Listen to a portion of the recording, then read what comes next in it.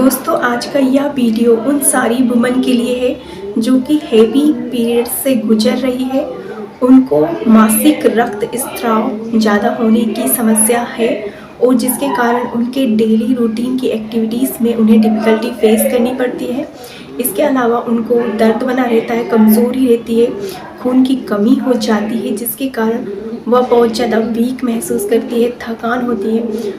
तो यदि ये सभी सिम्टम्स से, ये सभी समस्या से आप गुजर रहे हो तो इस वीडियो को आप एंड तक ज़रूर देखिए ताकि आपको हेवी पीरियड्स की मेनोरेजिया भी कहते हैं और इसे साथ में एक्सेसिव यूटेराइन ब्लीडिंग भी कहते हैं, इसके बारे में जानकारी प्राप्त हो सके। तो मैं आज के इस वीडियो को स्टार्ट करती हूँ। तो मैं डॉक्टर शालिनी आर्य, होम्योपैथी कंसल्टेंट, आप सभी का बहुत बहुत स्वागत करती हूँ। तो दोस्तों अब हम इस वीडियो को स्टार्ट करते हैं। इस वीडियो में हम देखते हैं कि excessive uterine bleeding, heavy period क्या होता है, इसके क्या कारण होते हैं, आप इसमें क्या क्या प्रिकॉशन ले सकते हो, क्या क्या इसमें कॉम्प्लिकेशन होते हैं और किस स्थिति में आपको डॉक्टर से परामर्श लेना चाहिए और होम्योपैथी मेडिसिन का यूज़ करना चाहिए और कौन कौन सी होम्योपैथी मेडिसिन इसके लिए बहुत ही सुटेबल और बेस्ट होती है।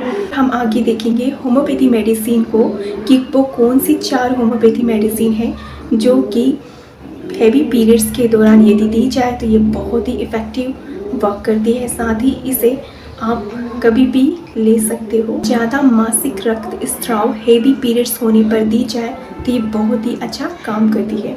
तो अब हम जानते हैं कि हैवी पीरियड्स होता क्या है। दोस्तों जब आपको आपका पीरियड्स मेंसेस जो है वह ज़्यादा समय के लिए आए और लंबे समय तक रहे तो यह हैवी पीरियड्स में जाना जाता है और इसके कारण बहुत सारी वुमेन को उनके डेली रूटीन एक्टिविटी में प्रॉब्लम होती है क्योंकि उनका बहुत ज़्यादा ब्लड लॉस हो जाता है, उन्हें बहुत ज़्यादा पेन होता है, क्रैम्पिंग लाइक पेन होता है। और अब हम देखते हैं इसके कॉज को। तो इसके कॉज बहुत सारे हैं जिसमें कि पहला मुख्य कॉज है इडियोपैथिक की इसका कॉज अननोन होता है जिसके कारण आपको हेवी पीरियड्स आते हैं। इसके अलावा दूसरा कॉज है फिब्रॉइड। यदि आपको सबम्यूकोसल यूटेराइन फिब्रॉइड हो जाता है तो इस स्थिति में आपको हेवी पीरियड्स आ सकते हैं। इसके अलावा यदि आपको यूटेराइन पॉलिप हो जाता है, आपकी यूटेरस की इनर लाइनिंग में यदि नॉन कैंसरस ग्रोथ हो जाती है, स्मॉल नॉन कैंसरस ग्रोथ, तो इसे भी यूटेर पॉलिप कहते हैं जिसके कारण आपको हेवी पीरियड्स हो सकता है। इसके अलावा यदि आपको एंडोमायोसिस हो जाए और यह कंडीशन तब बनती है जब आपको चाइल्ड बेयरिंग एज होती है तब, और या मेनोपॉज के बाद में अपने आप ही ठीक हो जाती है।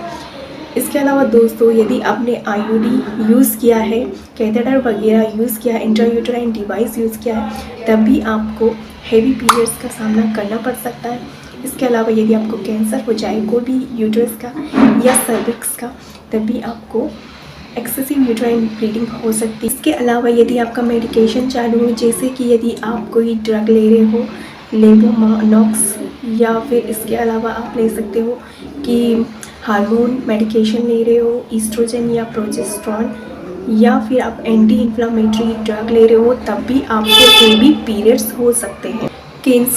कैंसर की स्थिति में भी आपको हेवी ब्लीडिंग हो सकती है। आपको यदि यूट्रस का या सर्विक्स का कोई भी कैंसर हो गया हो तब भी आपको हेवी ब्लीडिंग होती है।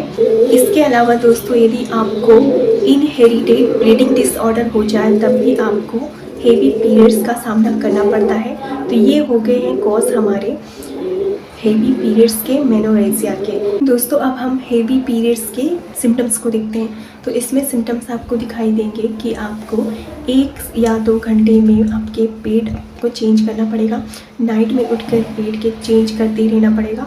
इसके अलावा आपको बहुत ज़्यादा पेन होगा, क्रैम्पिंग लाइक पेन होगा, साथ ही आपको ब्लड लॉस बहुत ज़्यादा हो जाएगा जिसके कारण आपको वीकनेस रहेगी, कमज़ोरी रहेगी, थकान सुस्ती सी रहेगी, आपको डेली एक्टिविटीज़ करने में प्रॉब्लम होगी और आपकी ब्लीडिंग में आपको बड़े बड़े क्लॉट्स आएंगे, थक के खून के आएंगे। इसके अलावा दोस्तों आपको एनीमिया के सारे साइन और सिम्टम्स दिखाई देने लग जाएंगे। तो ये थे सिम्टम्स हेवी पीरियड्स के। अब हम जानते हैं कि इसमें क्या क्या कॉम्प्लिकेशन आपको हो सकते हैं। तो इसमें कॉम्प्लिकेशन मुख्यतः ये हो सकता है कि आपको खून की कमी हो सकती है, एनीमिया डिसीज़ हो सकती है, क्योंकि इसमें आपका ब्लड लॉस बहुत ज़्यादा हो जाता है, जिससे कि आरबीसी की कमी हो जाती है, एचबी की कमी हो जाती है। तो इस तरह से आपको खून की कमी के सारे साइन सिम्टम्स दिखाई देने लग जाते हैं, जिसमें कि कमज़ोरी रहेगी, आपको थकान रहेगी, सुस्ती सी आएगी और ये सभी सिम्टम्स आपको दिखाई देंगे। इसके अलावा आपको इंटेंस पेन हो सकता है, कॉम्प्लिकेशन में बहुत ज़्यादा आपको पेन होगा, दर्द होगा, क्रैम्पिंग लाइन, जिसके कारण आप डेली एक्टिविटी नहीं कर पाओगे। अब दोस्तों हम उस पॉइंट पे आते हैं कि आपको कब मेडिकल प्रोफेशनल डॉक्टर से दिखाना चाहिए।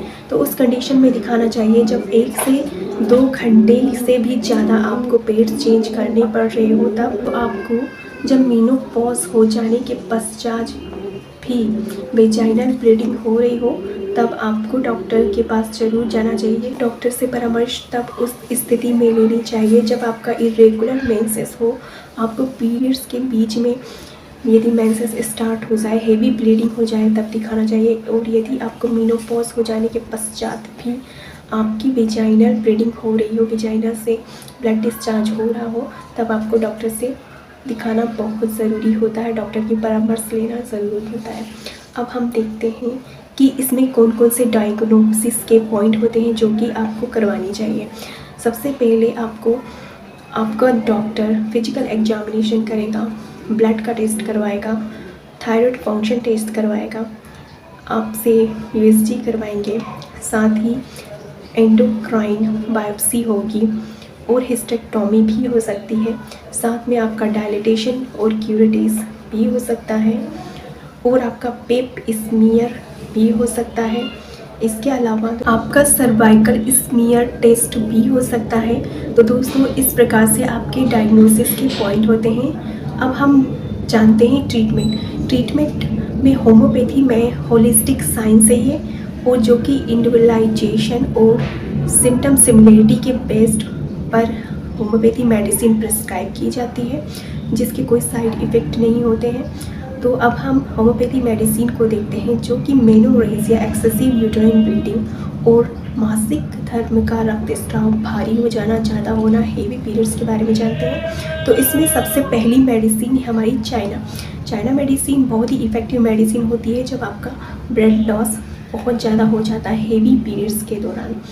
और इससे आपको जितने भी सिम्टम्स आते हैं एनीमिया के, खून की कमी के, वीकनेस, कमज़ोरी, लेथार्जीनेस, टायर्डनेस, ये सभी सिम्टम्स आते हैं, तो आप ज़रूर लीजिए होम्योपैथी मेडिसिन को 1 दिन में 3 बार, सुबह, दोपहर, शाम को। इसकी 30 पोटेंसी, इसकी 4 गोली, तो ये बहुत ही इफेक्टिव वर्क करेगी। सेकेंड बेस्ट मेडिसिन है थैलेस्पी बर्सा।